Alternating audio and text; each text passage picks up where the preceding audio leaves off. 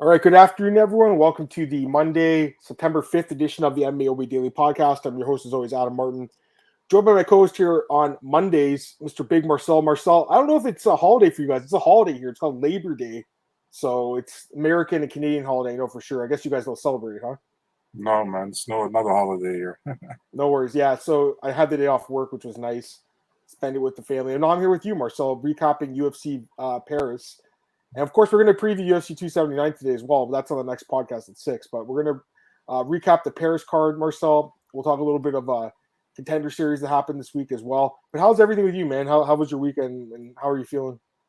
Yeah, everything is good, man. I mean, was busy with UFC Paris, because some guys from Eurosport are there over there, So I have live content and footage and everything have to be on the website. So kind of a busy weekend, but yeah, it was okay, And now we're fully going for UFC 279, but Yep. still have to do the recap first. So yeah, Absolutely. Got our buddy Joe here. Glad to have you here, Joe, as always. I say let's get into it, Marcel. Let's recap this card. So overall, I mean, it was a pretty good card. I think yeah, I think our predictions were pretty good. Like I went 8-4, which is not bad. Like there was only a couple underdogs that won. Quinones won as a dog, and Ziem. I didn't think Ziem would win. I gotta be honest, but Quinones I did predict, and then Nathaniel Wood won as a dog, which again I don't think I would have predicted that. That was surprising. So, and then the other fight was that the Ciryl Gane fight, which was like really hard fight to call in my opinion. So I mean, overall, Marcel, like mostly went according to how I thought the fights would go. There was a couple obviously I didn't get right, but overall. Pretty strong card. Just your overall thoughts before we get right into all the fights. Yeah, I give an 8.5 out of 10. I think it was a good card. Fun matchups. I haven't been bored in one fight, so I think all fights were pretty good. Yeah, overall a good card, and I think it's a great debut for the UFC in France and Paris. So yeah, I think overall everybody will be happy. I think with how it went, and yeah, for me it was okay. I think it was pretty good too. Let's get into it, Marcel. Let's start with the main event, work our way down as we always do here in the recap show. All right, so main event. I mean, I'll give you full credit. You predicted this run to a T. Third round knockout for Ciryl Gane. That's exactly what you predicted. And remember, I said fourth round. So we had 30 seconds left. I'm like, all right, just get 30 seconds more, just so I could get one up on Marcel on Monday when we do the podcast. But of course, Gane finishes it in the third. Good prediction, Marcel. I mean, I don't think this was a hard fight to call the winner of, right? Like, it wasn't hard, really, necessary to predict Gane would win, even though he got dropped in this fight and almost got finished. But overall, I don't think it was like a hard fight to call. But the question was, how was he finishing the fight? And a lot of people thought decision, and at some points it was going to look that way. But man, once the fight turned into a brawl, he just started going for the knockout too. So gets the third round knockout. It's a great fight. The second round was crazy. Overall, just an awesome fight. One fight of the night, Marcel. Well deserved for both these guys, in my opinion. But, other than that one punch, I mean, Gane really did, like, pretty much outclass him in this fight. You look at the strike totals, guys, 110-29 for Gane. So, again, outside of that one punch that he landed, Tuivasa, which was a massive punch, almost knocked him out, he didn't really threaten too much in this fight. It was mostly Gane. And honestly, Marcel, I feel like that punch woke him up because after that, he started attacking the body, which is something I thought he would do with those nasty kicks, and eventually gets the brutal knockout. I know some people are complaining about, like, there was like a hammer fist to the back of the head, but I don't know if it would have changed the outcome. I think this was a good win for Ciryl Gane, man. I thought he looked, other than, again, that one time where he gets dropped, he looked really good in this fight. That is something, obviously, to keep in mind going forward, that he can be dropped like anyone in this division. But, yeah, I thought he looked good. I thought Tai looked pretty good, too, honestly. Like, for a guy that we really weren't giving too much of a chance to here. He almost got the job done. So ultimately, Gane gets the win. I think we both got a really good read in this fight, and moves on to bigger and better things. Give me your thoughts on the fight, man. It was a really fun fight, one fight of the night. Yeah, I think for the punch with the hammer fist, it was kind of grazing the ear head over here. So I understand people saying that. I don't think it's changed everything about the outcome of the fight. Yeah, we had a good read on it, but I didn't thought that Tai would catch him in the second round, And I think at that moment, I think Gane also put in the gas a little bit more. Gane was really a little bit more point fighting, keeping the distance, landing shots. The kicks were very good onto the body. And when he got hit, he was like, damn, I got to step up my game a little bit more. And he did. For me, Gane, just the how do you say that, the most complete athlete in heavyweight division. I no disrespect to Francis Ngannou at all, but for me, Gane's so good. If you can, I think 90% of the division would be done after that punch of Tuivasa. He stood up and he went through it, went for it, and with Tuivasa, it's like. He's always dangerous, and I think we both thought like he's not a 5-round fighter, Tuivasa. He's getting gassed at a certain point of in the fight, and yeah, he just got damaged a lot. And if the dude didn't have the concrete head, he would have been out much earlier already, or even a concrete body, because dude is very tough to finish, and yeah, great win for Gane. In my opinion. I know they're talking about doing Francis Ngannou or Stipe Miocic against Jones for the interim. Scrap that shit, in my opinion. Give me John Jones or Stipe against Gane. If one of the there's a hiccup with one of the fighters who don't want to sign that fight, apparently. Give me Gane against one of those two, and the winner of that one fights for the title. I'm cool with that. And even you have blades around, if the UFC really intends to do Stipe Miocic against John Jones, you can do Ciryl Gane against Curtis Blades, because I think, Stefan Struve, who does for Eurosport the interviews there, he asked Francis Ngannou, like, did anything change yet with the UFC? He said there were no talks at this moment, so yeah, and he was still injured. Who do you think won the second round? All three judges gave it to Ciryl. Do you think he won it, or would you have given it to Tai the second round? Yeah, the difficulty is here is like, who do you give it to? Do you give it to the guy who is more dominant, or do you give it to the guy who had the most significant strike in the fight with the damage done? So I would think you gave it to Tai. Because that's what I was leaning watching it live. I'm just looking at the scorecards now. I'm not saying they're wrong, because Gane again, he outlanded a 41-15, Marcel, but I feel like that one shot was huge. Yeah, it was a fight-ending punch. Almost, bro, did you jump off your chair or your couch? I did. I'm not gonna lie, I did when that happened. I was like, holy shit. Like, he's gonna get knocked out. And of course, Anita picked Tai to win. She's like, I think Tai's gonna knock him out. I'm like, you're fucking crazy. And he also does it. So it was fun. But yeah, that's what I thought, Marcel. Overall, though, I mean, Gane looked great. People forget, like, he's only been in MMA for like 4 years, which is insane. Like, yeah, it's crazy. He's 8-1 in the UFC. He's fucking incredible. 8-1 with 5 finishes. It's very impressive. He's so good, man. He won in his first professional MMA fight, the TKO belt, and then he defended against Adam Ditschka, who was then known as the biggest prospect, I think, at heavyweight in Canada, and he won in the second pro fight against him. I think Ditschka announced his comeback this weekend. Maybe.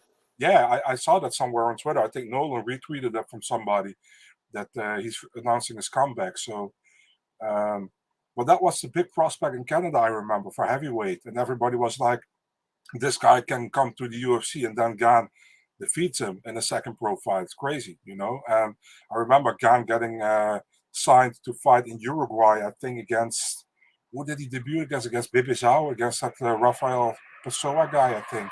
Yeah. Well, he was actually supposed to fight in TKO as well. Yep. So, yeah, man. And then he was 3-0, I think, when the UFC signed. And everybody was like, "Ooh, this is maybe too early." But this guy's a special athlete, dude. He's a special athlete. He's such a good fighter. And he's complete. And you have heavyweights who look like a heavyweight, but he looks like a beautiful heavyweight. You know what I mean? He is well trained. He has a strong look at him, and he's complete, man. I really like his fighting, and I think the Francis Ngannou fight, he was completely caught off guard with the grappling of Francis in that fight. I'd love to see a second fight, man, but I think we have to wait a little bit for it. Probably has to wait one more fight. I don't think he beat Tai to get the title shot. Yeah, I agree. Especially with, again, Stipe, Jones. There was one of his early fights in TK where he got dropped himself. Was it the Disca fight or was it the other? I can't remember which fight it was, but there was one of the first 3 he got dropped and came back. I remember that, but I don't know against who anymore. I can't remember which one either, but obviously those fights are short. You can watch them on Fight Pass. Get some comments here, guys. Marcus, what's up, man? It's going to be interesting to see what the UFC will do with Gane, Jones, Blade, Stipe, considering Francis talked about early 2023 return.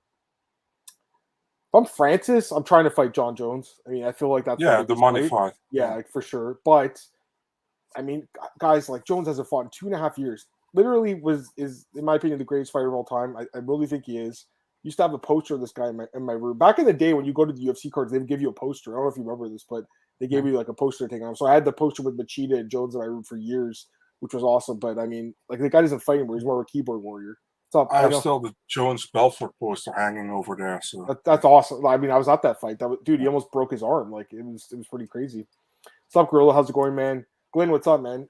Gone versus Aspinall. I mean, Aspinall's up for a while, right? It seems like he's been enjoying his time off. I don't know if you saw his tweet the other day. He goes, Megan O'Leary looks like a solid 9.5 tonight. I thought that was so funny. I mean, first off, he's married. And of course she is too. Go ahead.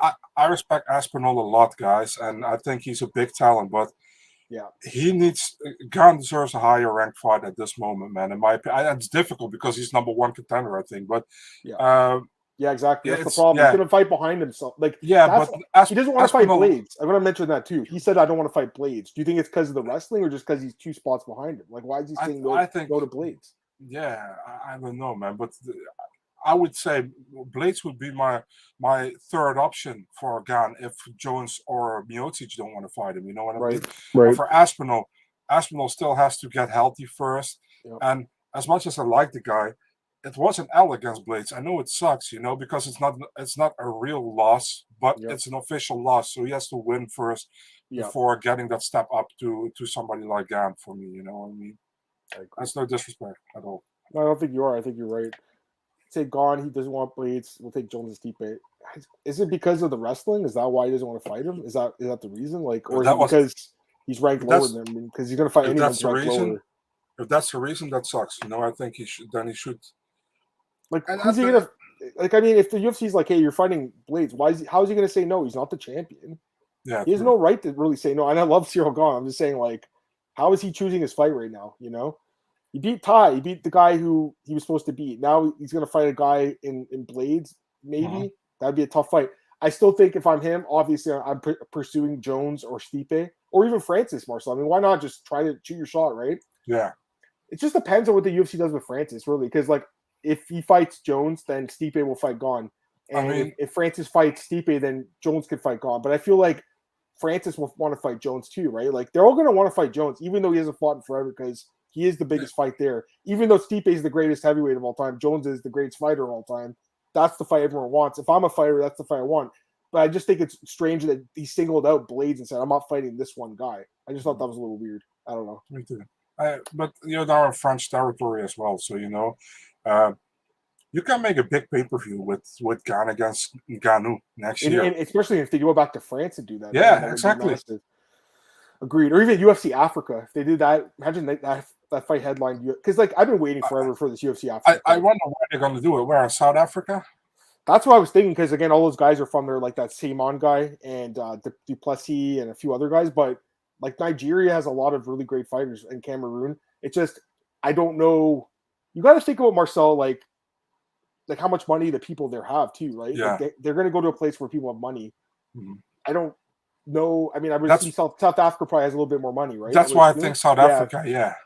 Or maybe Morocco. You got Egypt too. That's another big one, right? Morocco. I just feel like some of the countries like Nigeria, like, will they be able to pack a stadium? Maybe, but I'm not sure. I'm honestly not sure. I think it's like you said. I think it's like for business, it's not huge for them to go there because they can't ask like $500 for a seat. You know what I mean? Because people don't have it there, and which is totally fine, right? It's just you've got to think about that. So you're right. I think it'll be South Africa. I think we've made that point, but yeah, I mean, I want to see them go to all those countries. Eventually, I'd love to see it. But from a UFC point of view, you'd imagine if they're going to go there for the first time, they're going to pick a country where they know they can make in $5 million gate, Marcel. So I feel like it is South Africa when you think about it, right? I agree with it's either South Africa, it can be Egypt. Morocco is big as well. They're it's either something in the north or something in the south. Yeah, nothing in the middle.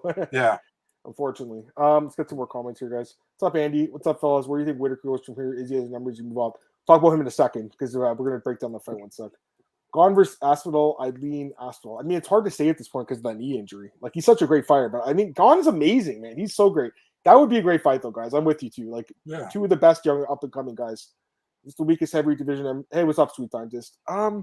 I don't think it's. I think it's pretty I good. think it's actually not. Yeah. I kind of I put it with Marcel. I feel like it's almost. I want to say it's the opposite. Like I feel like we have more depth than ever. But I think the problem is like you're running out of like contenders because guys are injured and they're not fighting. Like Stipe and Jones. If those guys are fighting, then I'm not sure if you're saying that right. But as we 5 years ago, I think the heavyweight division was much worse. You know, you had like almost everybody was above 35 years of age. Maybe two or three guys were younger, and now you have Aspinall, you have Gane.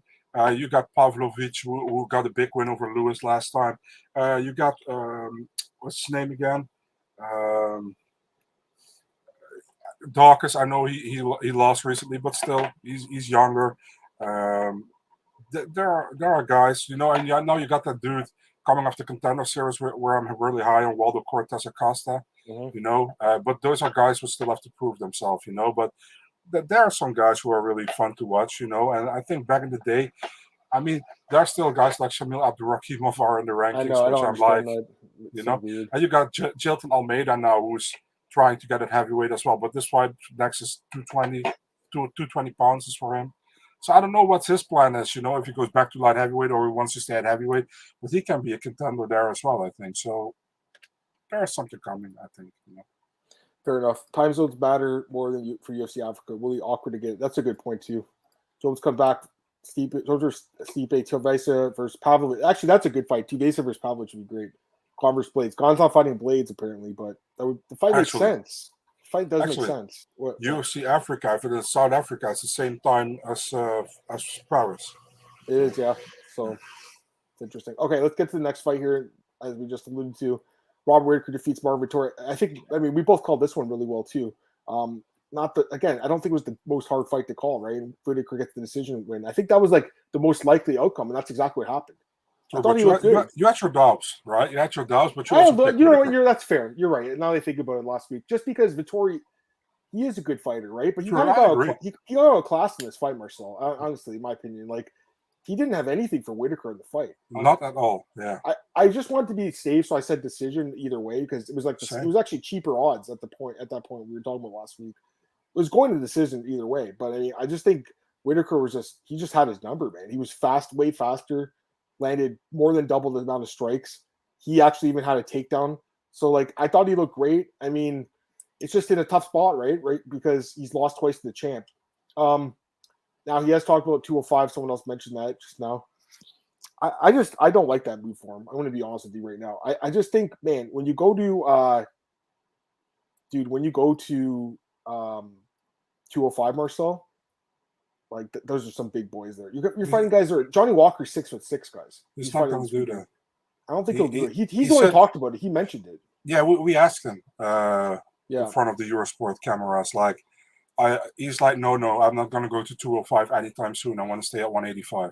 So he stays at 185. The thing is, I think like for him would be most convenient if Alex Pereira wins against Adesanya. You know what I mean? And in convincing ways. So a first round knockout clean, that would be the best for Whittaker because then you can make the Poatan against the Whittaker fight. Still, I think if Adesanya loses to Alex Pereira, he gets a rematch either way. Thing is, for Whittaker, the only thing I would like to see, I see people saying Paulo Costa. I don't really feel anything for that, to be really honest. I like to see Whittaker fight Alex Pereira, win or lose, you know.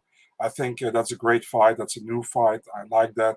Costa, the thing is with Costa, I feel like you saw him against Luke Rockhold. He won the fight, but that was everything but impressive. You know what I mean? And I think Vettori recently beat Costa. I know MMA mat doesn't work, but I don't really need to see Robert Whittaker against Paulo Costa. I don't think Paulo Costa deserves that fight, to be very honest.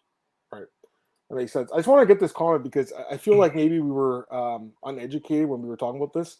I just Googled it myself. This guy's right. Nigeria does have the highest total money, I guess. But the thing is, like, per person, though, I think it's a lot lower, right? That's what I think. So I think that's something to keep in mind. But I am surprised by the number. He is right, though. I just Googled it. So we trust Google, obviously. But again, I think per person, it just kind of makes me think, like, I think there's a lot more people live there. I would love to see him go to Nigeria, by the way. I would love it. Maybe you have super rich and really poor. You know, I don't know how it works. Not sure either. So, that's the question. So I have, right? I can't really say anything about it. So yeah, no, I just want to make sure we're not coming off as uneducated. because we're not trying to be listen, or insulting towards any of these countries. Yeah, no insults me. Maybe I'm uneducated about this. I just what I think I say. So if everybody watching from Nigeria and it's like, what the hell? No disrespect. Yeah, no, I feel bad now, honestly. Get the event. So I just want to know, like, what is it per person? I think that's the question you have. Like, but again, if there's a lot of rich, business people, they could buy all those tickets too. So, hey, man, if they want to go there and do a card for Izzy and Usman, that sounds good to me. I mean, I'm fine with that.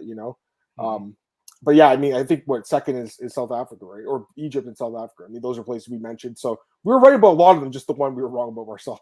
Oops. What would you guys prediction be for Pereira versus Whittaker in a 5-rounder? I mean, that's a great fight. Pereira seems like a monster, man. I mean, with that knockout power. But honestly, like, I think Whittaker's probably rooting for him to beat Izzy, right? Because then he'd get a title shot most likely. I mean, they could do a rematch. You never know, which would make Whittaker fight someone again. But I think Whittaker's got a chance to beat Pereira, to be honest with you. Like, I just really need to see this fight with Izzy first, just to see how good this guy really is, Marcel. Because if he beats Izzy, I mean, how we're going to pick Whittaker to beat him, right? But if he loses, then it's like, okay, it's a more interesting fight. Sweet scientist, got to go to work. Thanks for the corners pick. Hey, man, I appreciate that, dude. I liked him in that spot. Our boy Tristan last week, he said he was going to get knocked out. Unfortunately, it was the other way around. It happens, though, man. There were some fights I was completely fucking wrong about Charles Jourdain. What the hell was that? What happened to him in that fight? We'll talk about it in a few minutes. Dave, what's up, man? Great show as usual, guys. What do you think we've seen with the straight card placements? I know they have bias for heavyweights. What other biases do you think they have? Definitely women's fights. I mean, we've talked about that. They always like to put a women's fight, especially on a pay-per-view card. They have to put one. I don't think that's necessarily a bad thing, Marcel, because when you look at like the percentage on the roster, like women are like maybe 30% of the roster now. You probably should have one of their fights on, but the truth is, like, a lot of the fights women's fights go the distance more so than the men's fights. I know. So go ahead. It's just a fucking woke culture these days, They, oh my God, if we don't have a women fight, people are going to complain that we're not this or that. Listen, guys, for me, it's like this. If there is a women fight on the card that deserves to be on the main card, please put it on the main card. No problem with it at all. If you're going to put a women fight on the main card because it's a women fight, don't do it. You know what I mean? I think, for example, the Imavov Buckley fight this weekend, we're going to talk about that shortly, that got transferred to the main card like 12 hours before the event started. Why can't they do that earlier? And it was probably had something to do with French broadcasting rights, because they wanted to have Imavov, the co-main event, and then the Gane back-to-back, so they could broadcast it there. You can think about it earlier, you know what I mean? So I agree with David Dean. Like, there's some weird bout orders sometimes, and you got some ranked heavyweights that put it on the prelims, and then some unranked heavyweights that put it on the main card. And they think like, oh, maybe we can get a cute knockout here, and then it happens to be a boring ass 15-minute fight between two heavy guys who only have cardio for 1 minute. You know what I mean? So it's like, I never get that, but it's the decisions they make. And for me, it's also, sometimes people are like, yeah, but they want you to watch the prelims as well. Listen, pay-per-view event, I fully understand that, ESPN Plus card, complete bullshit. You know what I mean? Because that's both on main card and prelims are on ESPN Plus, so that's bullshit. Yep. So yeah. I agree. By the way, I was just reading an article, because honestly, this whole thing with this discussion we had about like the countries in Africa, just reading about Nigeria, Marcel, it says here that I was reading an article from March. Half of the population of about 200 million lives below the threshold of $1.90 American a day. So half their country is like extreme poverty, So that's what we were saying. Like, there's probably a lot of rich people that own like the oil fields and whatever they have there, but there's a lot of poor people too. So it's just you'd hope it'd be more dispersed fairly, Marcel, but it's not really. And to answer the David's question, I'm still fucking confused why they even put Buckley and Imavov in the prelims in the first place. It made no sense. It made no sense. And then last second they switched it. Here's the thing. I'm in a pool. I don't know if anyone else is in the pool here, but my buddy runs a pool. We just picked the main card. But we had picked Hackbrass and McDessie. Same. And of course I got that fucking fight wrong. And we didn't pick Imavov, and I would have obviously aced that one. So I'm just like, fuck, because it hurt me in my pool too. And they switched at the last minute. We don't count prelims, but because everyone had picked it, we're like, just keep it. They did the same. Yeah, it's the same. Yeah, you guys did too, right? And I was lucky that I picked Hackbrass in this case, but it's just it's stupid, and it's like they don't understand. Like people are like, oh, but it's cool. They put it on the main card. Of course, it's cool, but you got to understand, like the broadcasting team who does pre-work for this event as well. They have a certain how do you say that a book where they put in how the timeline, how they're going to Mhm. do it, the broadcast, and the Hakparas against Magdassi has been in that book. People have studied the fights, have checked everything, and then because we only do like live show for main card, we also show the prelims, but the only main card is live show. So people preparing for those fights, and then you're gonna switch one fight, So for that fight, Imavov Buckley, thank God, this time they prepared for that fight, the prelim, because we thought that was the best prelim, so we highlighted that one. But it doesn't make sense. It fucks everything up, because you got to prepare for the show, and people do their research, and then you're going to switch 12 hours before the event. You're going to switch a fight. It's just damn stupid, And I understand for fans, it doesn't matter. You know what I mean? So they're just watching and they're like, oh, cool, it's now on the main card. Should have been on the main card in the first place. Yeah, I wasn't thrilled by that either. But eventually, they did get on the main card. We're talking about that in a second, guys. Just 1 sec here. Just a few more questions. Talking about Jourdain, we'll answer that in a second. Vettori reaches ceiling. Gatekeeper. Now, I don't know. Gatekeeper seems harsh because I think he beats the majority of guys in the top 15. But I think he's a solid top 10 guy. But I don't think he's a champion. Is that kind of how you feel? Listen, man, I like Vettori, but he should stop acting like a tough guy. Which is really in my opinion, is the handshake thing at the weigh-in, like that. Yeah, not only that, but just in general, I feel like he's trying to create a persona that's not really him. You know what I mean? Just to get more eyeballs or whatever. Yeah. You probably didn't see the interview we had with him. He also got asked about Pereira and against and Adesanya. And he's like, yeah, I think Whittaker should have won the last fight, but okay. He's like, I think Pereira knocks Adesanya out. Adesanya is done. He's like, we're done with dyed hair and fake nails.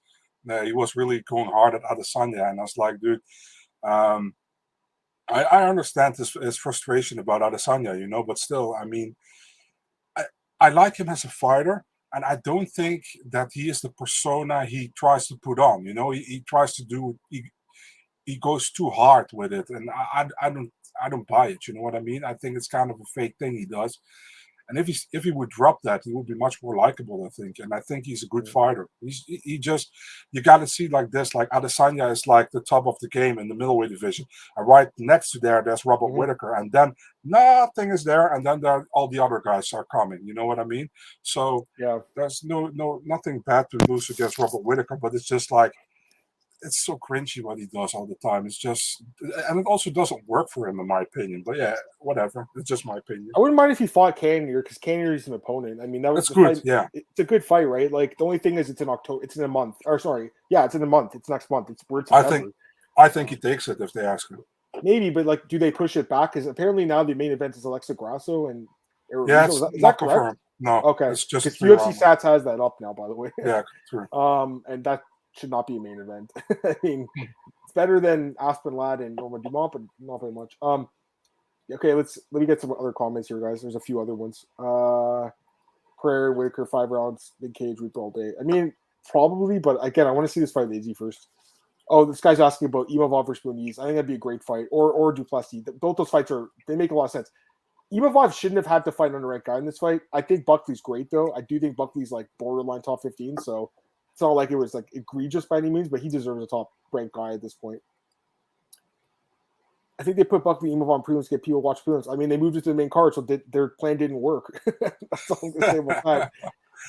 Late change of placement must affect the fighter preparations. Yes, but it was 24 hours or something, 12 hours, I think. What was it, 24 hours? I can't remember. Yeah.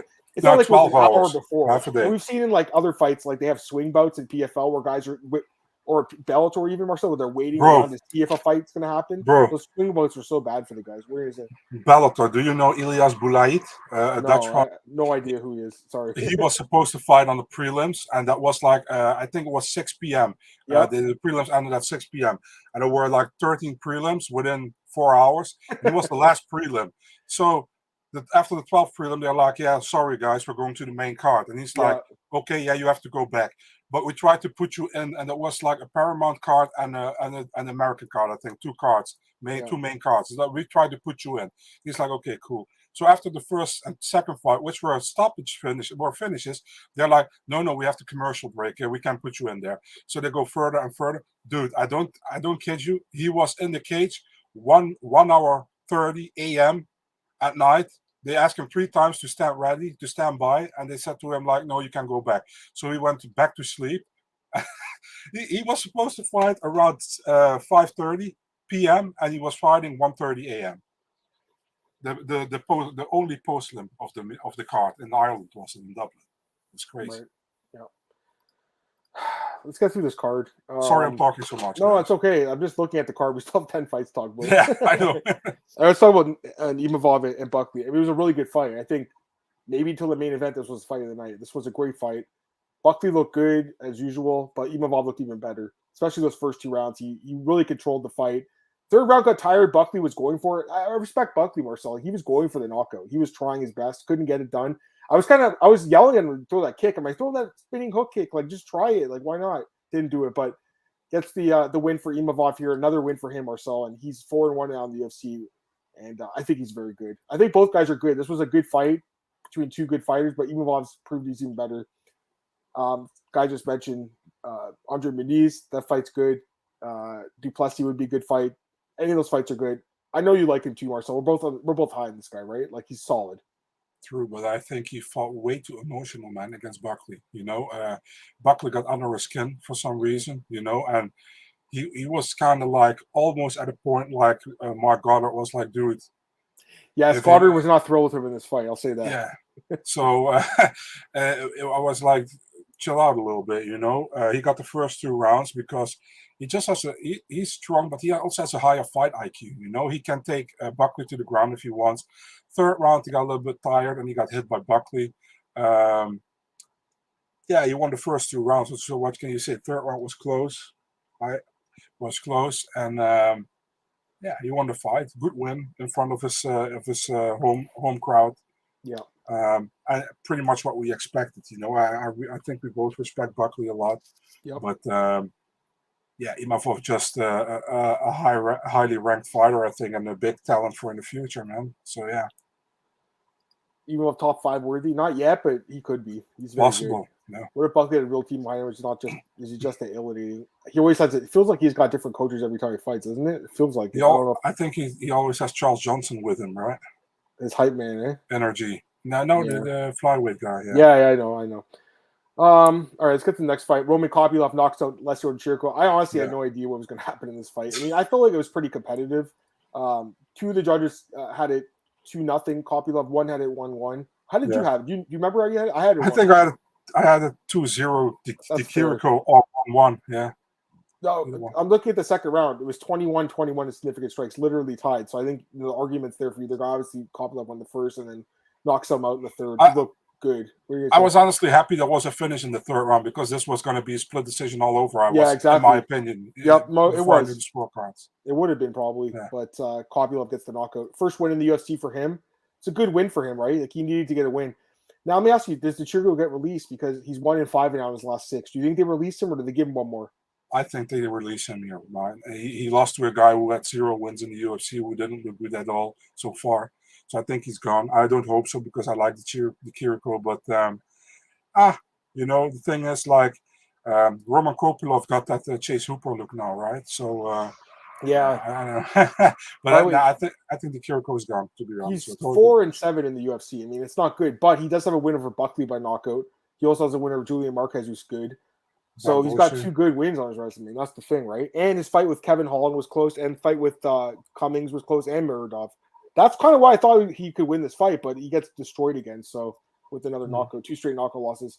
I think it's 50-50, Marcel. I think it really is because someone asked at the presser if they're going to go to Italy, and they says the plan is to go there eventually. You would think they don't want to have him on the roster. They could probably bench him too for a while. Be like, you know what, man, like, we're going to try to go to Italy next year or something. Can you just stay on the sidelines for a while? I don't know. I'm not sure. They could cut him too. I mean, it really is 50-50 on this one.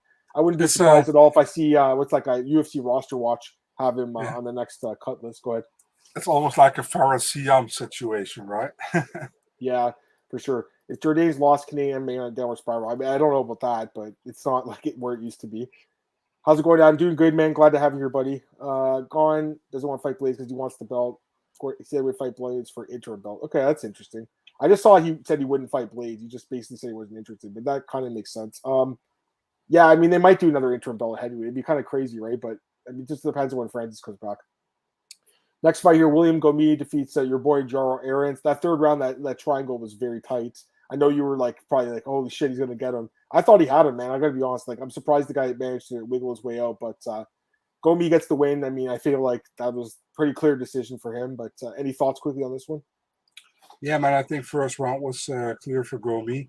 Although I don't think he did jack shit with his takedowns. He got him down, but he didn't do a lot with it. Yeah. I was kind of surprised, honestly, that he didn't want to stand with Jarno Aarons, because I feel like Gomi is also a pretty good stand-up fighter as well. Second round was a lot closer. I think Gomi won the fight because of the, the control on the ground again, But Aarons tagged him in that round, and he was a wobbly legs, but Gomis was very, very smart to go to the ground, and Gomis also, by the way, admitted that in front of our cameras that he was tagged in the second round.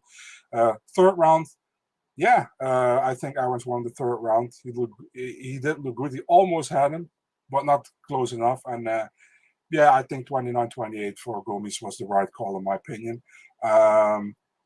One judge had a 29-29, which is super weird. They had the second round for Aarons and the 10-10. We got to talk about this. This is the first 10-10 round in 4 years in the UFC.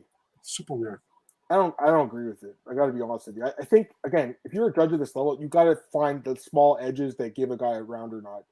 10-10 rounds, they're in the rule book. You can use them, but again, Marcel, we know that the commissions are very hesitant to use them. They don't want draws necessarily. This was a local judge as well, I think, right? Yes, he was. His name is Christophe Chapuis. Never heard of this dude. He's only on MMA decisions. It was only this fight and the ZM fight, which was pretty easy to score, that he's ever scored. So, yeah, I mean, I'm not thrilled with that scorecard personally. I doubt the UFC is, but the right guy won, But it's just crazy. First one in 4 years. The only time I think attendance should be used, guys, is when, I'll give you an example, Juan Espino and Romanov, quick injury. Nothing happened in the third round. Nothing happened. That should have been 10-10. I have no idea how they found 10-9 in that round.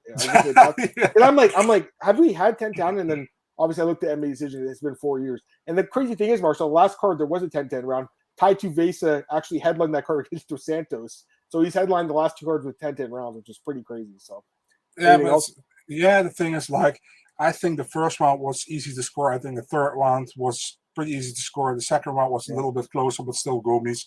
So I don't know how you can get a 10-10 round in the third round. It's just weird to me. This guy's scorecard's actually pretty bad. Like the second round he gave to Aarons and then 10-10. It's garbage scorecard. It's fucking terrible. The other scorecards are good. Judge giving a 10-10 his first ever major event judging. Where do we get these idiots? I mean, this is it's just stupid. And I'm sure they've talked to him like, hey, man, you're not supposed to do that. Like, the 10-10 round, it's in there, but again, it's for specific reasons. I've heard John McCarthy talk about this. He said a round where literally nothing happens. Again, where there's eye poke or a groin kick in the first 5 seconds, then they have to go to the scorecards. That's when you give 10-10. But even a fight like Rose and Carla, which was fucking terrible, where nothing really happened, there's still things that happened. You know what I mean? Like the takedowns, like some strikes. You should be able to find a winner. Anyways, it doesn't matter. The right guy won. Let's get to this first fight on the main card. I was so wrong about this fight. I can't believe how wrong I was. Charles Jourdain got pretty much dominated in this fight.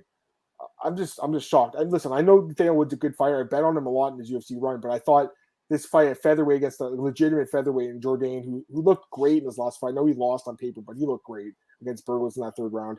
And he looked great in his other fights during his win streak, Marcel. I'm really surprised that he lost this fight. And not only did he lose, he got dominated, dude. What are you going to say?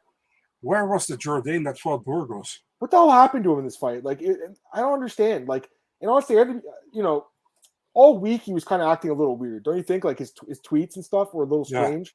He tweeted some picture of him and his girlfriend. His girlfriend's obviously really, really good looking, and he posted Sister Alabama. It's funny, but it's kind of weird too, right? What was that? I don't know. And people in the comments were like, "Dude, this is just really weird." I don't understand what happened. Did his head get too big or something? Did he take this guy lightly? What the fuck happened to him? What happened to him from the last fight to this? They both fought 2 months ago, but one guy looked better than his last fight against Rosa. Wood looked even better in this fight, and Jourdain looked even worse. What happened to Jourdain in this fight? Tell me. I don't know. Listen, man, I was with the guys from Eurosport, and one of the guys, Sander is his name. He's like, I think almost everybody went for Jourdain, and he's like, no, Wood's gonna win. You guys gonna regret it. I was like, no, dude, no way. I don't see it. He's like, yeah, we talked about after the event. And he's like, there, I said it. I was like, yeah, good pick, man. I really didn't see it happening, and I respect Wood a lot, but I really thought like Jourdain was like close to the top 15, how he fought against Burgos.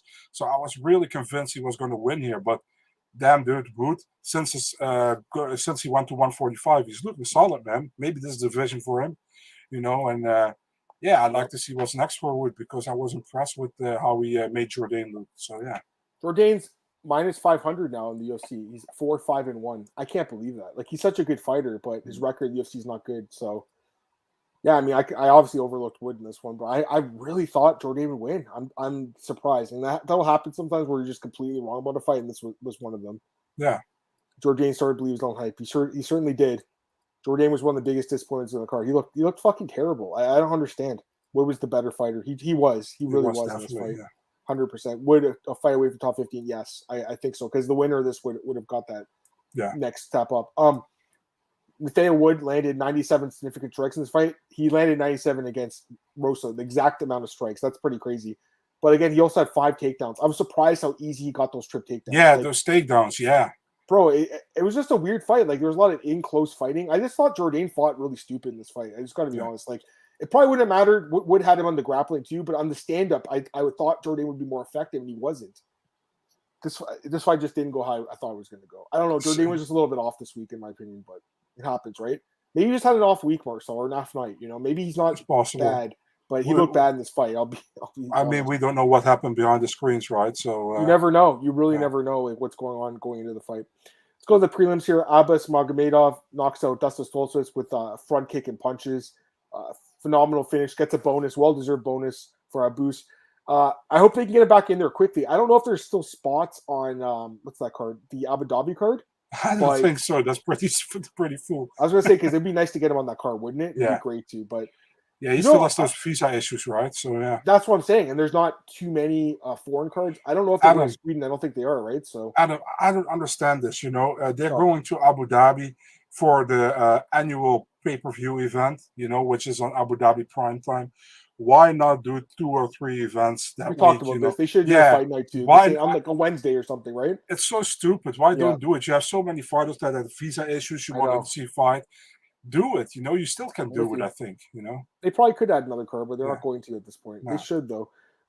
He's really good, right? Like, we know this now. You think he gets a top 15 guy maybe next? Do you think they push him because he's he's in his 30s and he missed 2 years with visa issues? Do you think he gets that top 15 guy maybe? I don't think he gets a top 15 guy, but I think he gets a strong opponent close to the top 15. Like a Buckley, like someone like that? Yeah, somebody like that. Yeah, who's in actually, that'd be a good fight, wouldn't it be? That would be a good fight, an amazing fight, yeah. Yeah. I think he's good, man. I think he's really good, But, top 15. Chris Curtis, too. I mean, he could fight Chris Curtis, Marcel. Or let him fight the loser of Kevin Holland against Daniel Rodriguez. That's a it's a catch weight, but that's 185. I'm stupid. Yeah, you're no worries. It happens. I'm stupid. That's okay. Yeah, let's go to the next fight here. Nasrat Haqparast defeats John McDessie. Yeah, I mean, obviously got the win here.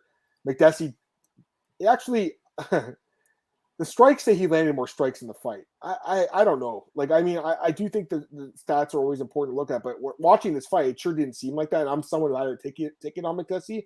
I thought he lost the first 2 rounds. I thought he won the 3rd round. All the judges, I thought it the other way, though. They all thought that Haqparast won the 3rd. Either way, Haqparast deserved to win. He looked good in this fight. I guess their little beef is squashed now. Not the best fight in the card. Probably one of the honestly, Marcel was a really good card. This fight was not one of the better ones, but Haqparast gets the job done. He snaps his losing streak. So, any quick thoughts on this? Yeah, very necessary win for Haqparast. I think after losing 2 fights, pretty dominant losses.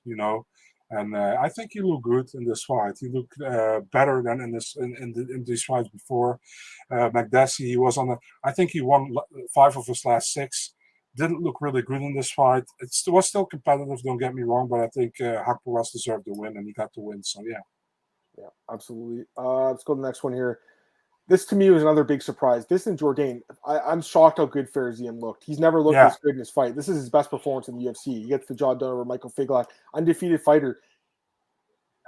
I called the fight right, but for the wrong guy, if that makes sense. I said Figlak was going to use his grappling and control it. It was the other way around. It was Ziem using the grappling, and his striking obviously was better too. He looked amazing. I should have just picked him because of the France connection. All the French fighters won. They were at 5-0 on this card. I thought Figlak was a lot better than he is. I still think he'll get some wins in the UFC, but for this fight at least, Ziem got the job done. And to me, Marcel, this is his first like legit real victory in the UFC, and it was a great win. So, any quick thoughts on this? Because I was very surprised how dominant he was in this fight. Yeah, man, I thought he sent his twin brother, because that was I mean, I haven't seen him fight so good in the UFC, so I respect it a lot, to be honest, dude. He was cut. He came back for this Paris card to do the UFC. They got re-signed, and then he actually proved UFC's point to get him back here. I think he looked really good. People will say it was against a guy who's making his debut. But still, man, Figlak is a good fighter. He's a solid prospect, and he made him look like not extremely bad, but that he was the superior fighter, Ziem. And I didn't saw that happening.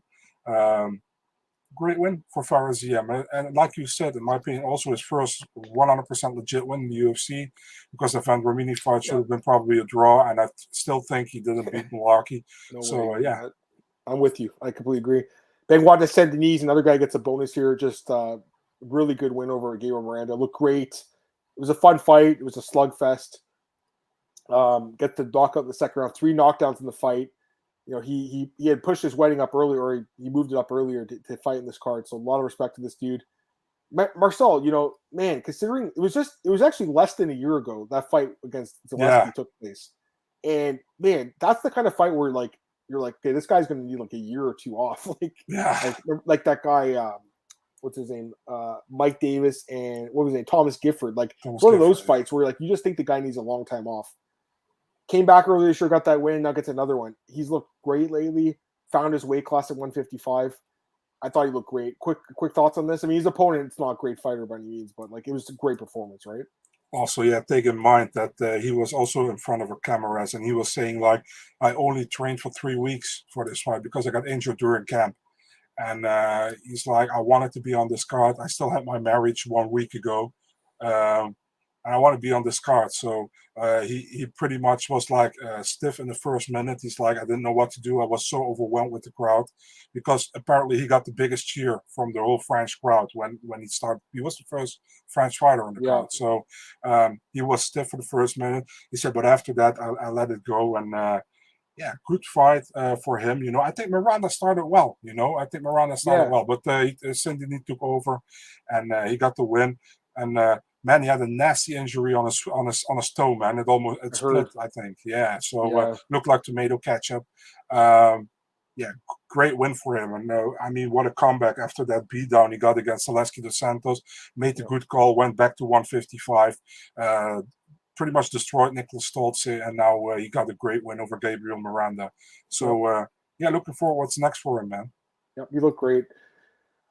Christian Quinones, I picked this underdog Marcel against Khalid Taha, gets the win. I think the stoppage honestly was a little quick, but he probably would have finished him with the ground and pound anyways. I'm not sure. I think it was a little quick. I don't hate it. I don't love it either. But he's definitely looked good in this fight. He gets the win. What do you think of this guy's performance? Yeah, I think it was good, and I understand the stoppage from the referee, because Taha was curling up, and he didn't do anything back. So I understand that people were like, it's maybe a little bit early, but I had no problem with the stoppage at all.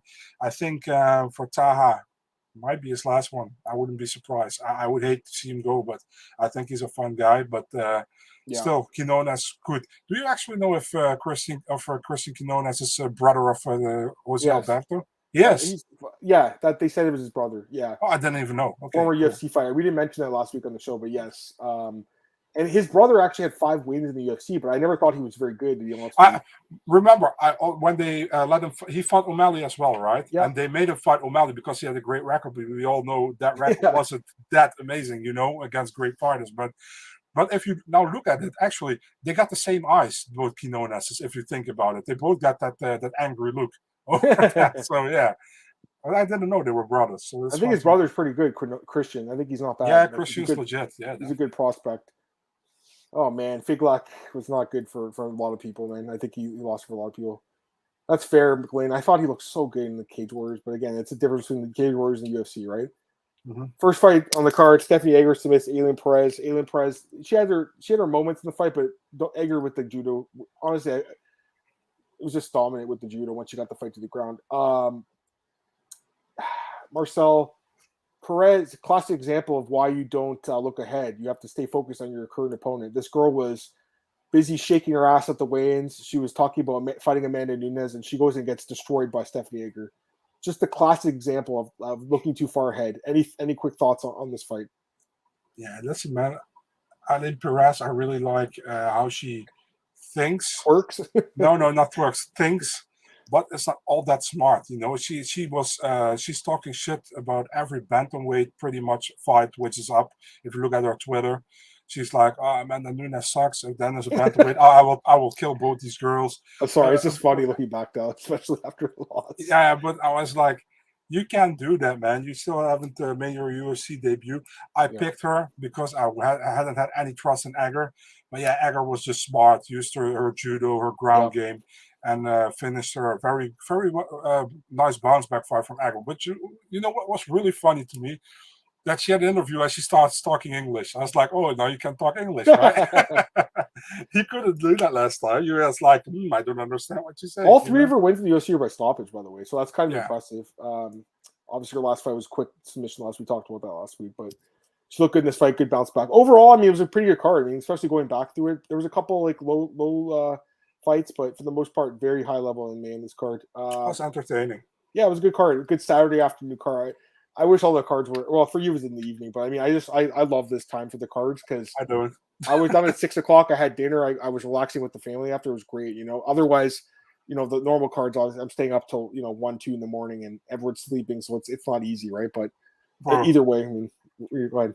I like it how it's upcoming weekend, 4 a.m. main card, just relax by myself, looking at the TV, and just working at the same time. It's just so laid back, and now I'm just really like looking at this, looking at that, having to do this. Hey, how are you doing? Yeah, good. Okay. And then people start talking to me. I was like, dude, I'm working right now. You know what I mean? So that's just stressful to me. So I like it when it's a little bit later.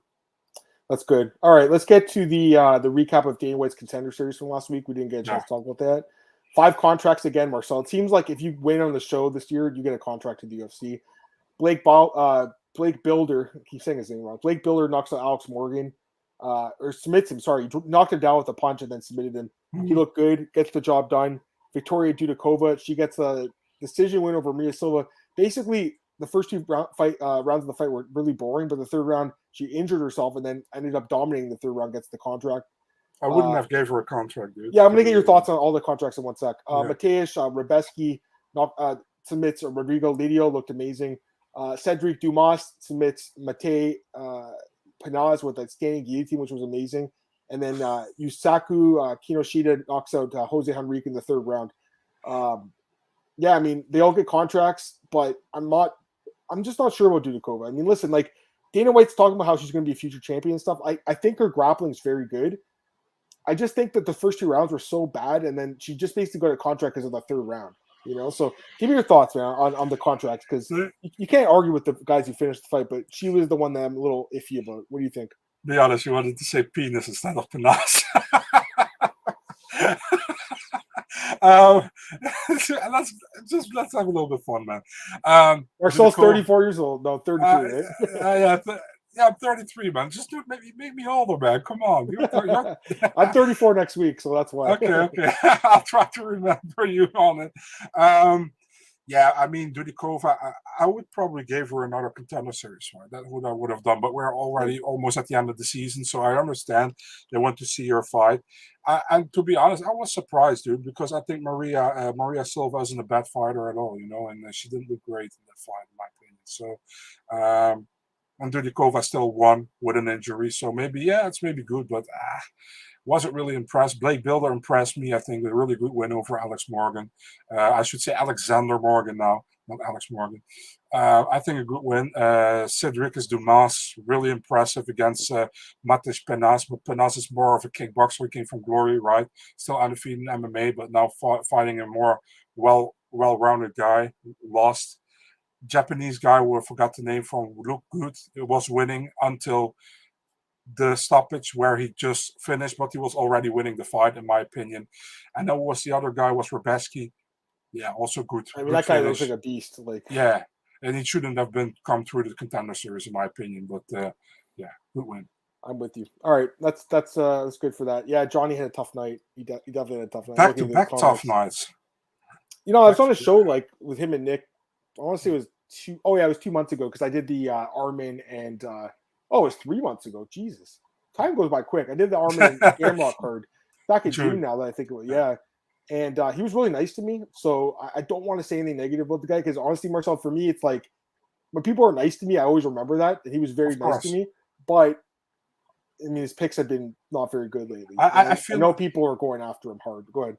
Listen, man, I don't dislike the guy or anything. I never had talked to him. But the thing is with Johnny is like, sometimes I feel like he focuses too much on the past, you know, because I think he said, I think in the Builder fight against Morgan, it was bantamweight, right? He was like, most bantamweight fights are going to distance in the last couple of years to 80%. So I'm going with a decision win. I was like, every fight is different, you know what I mean? That's how I look at it. And I understand he goes by numbers a lot. So no disrespect there, but that's what I think I said that to you in DM as well. You know, he goes a lot by the numbers. And I don't have any disrespect for the dude at all. You don't see me clowning him like other people do on the internet. The numbers are always important, but I think they're better for like sports like football or baseball and stuff. They do help with picking MMA fights, but every MMA fight's different. I don't think you can really look at a trend and be like, you know, these fights all went to distance, so this one's going to go under. I mean, I don't think that's a good way of looking at it, but what am I going to say? All right. Did you hear now the commercial guy, which I said to you from, that dude sounds creepy, dude. It's just like an old creepy dude, you know? I don't know who that is. But. I don't know either. Anyways, let's finish up the show. Let's just plug our stuff, Marcel, and we'll start the next podcast with the preview for UFC 279. So just go ahead and plug your stuff. Yeah, you can find my ugly ass on Big Marcel 24 on Twitter and Instagram, and Eurosport.nl mixed martial arts section. Twitter at Martin podcast, MMAOddsbreaker.com. Like, share, subscribe, tell your friends about it. Also on iTunes or Spotify, all those places you guys can find your podcast. I'm also at bookies.com. I have my UFC 279 best bets out this week and MyMainNews.com. So we'll start the next podcast here, guys. UFC 279 preview. We'll start the next show up. I appreciate everyone joining in the recap. Talk to you in a few minutes. Bye.